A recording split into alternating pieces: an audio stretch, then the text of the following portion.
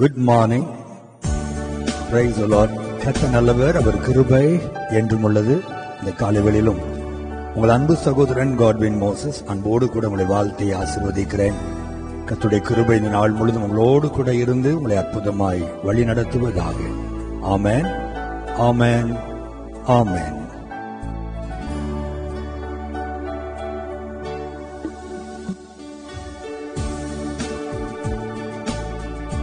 பதறிடாதே, கலங்கிடாதே, பரமன் இயேசு பாரில் உண்டே. பதறிடாதே, கலங்கிடாதே, பரமன் இயேசு பாரில் உண்டே. தாய் தன் பிள்ளை மறந்திட்டானும் ஆண்டவரும் மறப்பாரோ? தாய் தன் பிள்ளை மறந்திட்டானும் ஆண்டவரும் மறப்பாரோ?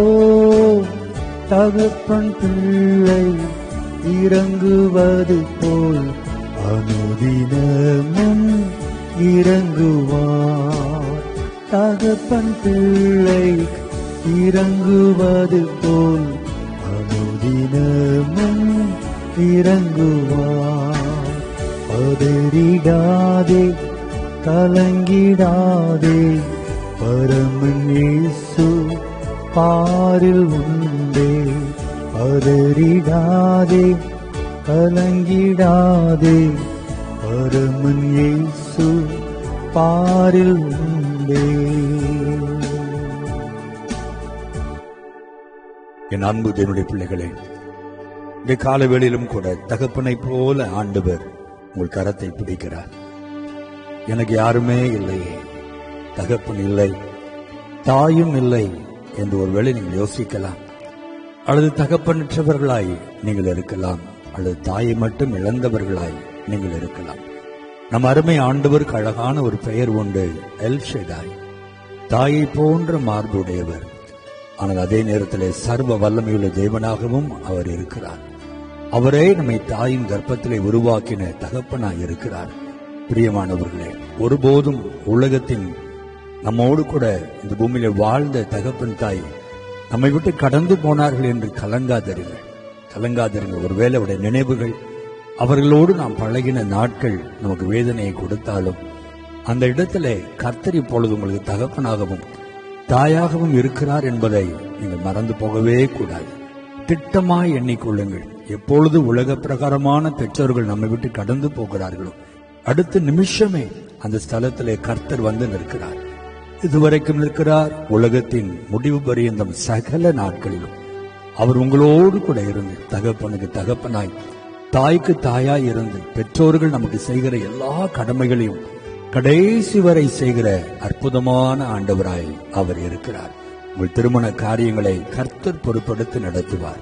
உங்கள் வேலை காரியத்திலே கர்த்தர் உங்களுக்காக ரெக்கமெண்ட் பண்ணுவார். உங்கள் வீடு கட்டுகிற காரியத்திலே கர்த்தர் உங்களுக்கு ஆலோசனை கொடுப்பார். உங்கள் தேவைகளை கர்த்தர் அற்புதமாய் சந்திப்பார்.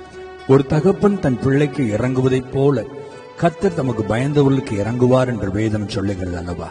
நாம் எப்பொழுதும் கர்த்தருக்கு பயந்து நடந்து கொண்டால் போதும். ஒரு தகப்பனுக்கு ஒரு பிள்ளை எப்படி பயந்து நடந்து கொள்ளும்? ஐயோ, என் தகப்பனாருக்கு இது பிடிக்காது, இதை செய்தால் என் தகப்பனார் வருத்தப்படுவார் என்று எப்படி தகப்பனுக்கு பிரியமாய் ஒரு பிள்ளை நடந்து கொள்ள தன்னை அர்ப்பணிக்கிறதோ, அதே போல நாமும் ஒவ்வொரு நிமிஷமும் ஆண்டவரை பிரியப்படுத்தி வாழ்ந்தாள். என் ஆண்டவர் பரம தகப்பனாகி என் கர்த்தர் துக்கப்பட்டு விடக்கூடாது. எதை செய்தால் அவர் மகிழ்ச்சி அடைவார், எதை செய்தால் அவருக்கு பிரியம் இருக்காது என்பதை அறிந்து அதை நாம் ஞானமாய் நடந்து கொள்ளும் பொழுது, ஒவ்வொரு விஷயத்திலும் பேசும் பொழுதும் காரியங்களை செய்யும் பொழுதும் ஞானமாய் ஜாக்கிரதையாய் நாம் நடந்து கர்த்தருக்கு பயந்து ஜீவிக்கும் பொழுது எதை குறித்தும் நீங்கள் கவலைப்பட வேண்டிய அவசியமே இல்லை.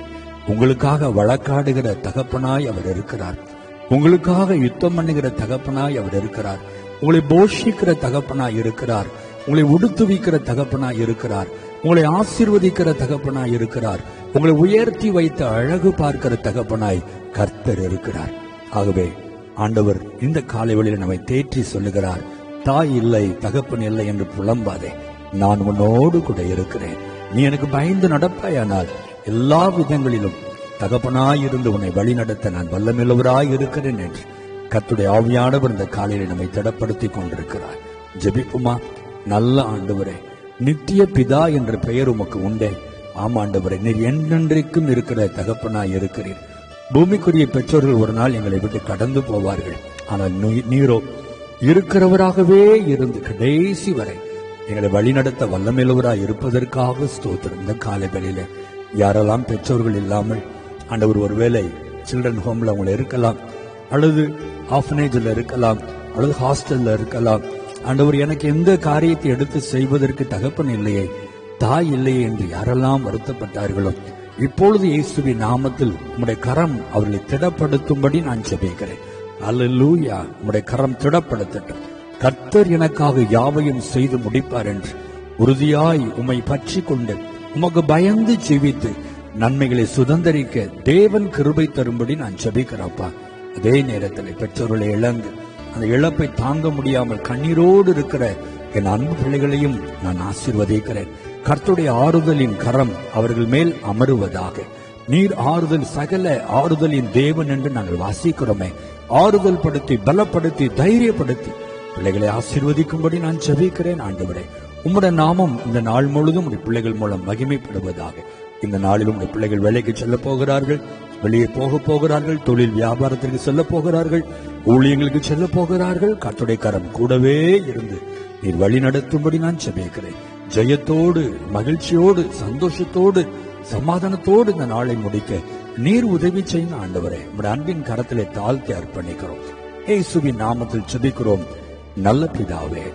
ஆமென், ஆமென், ஆமென்.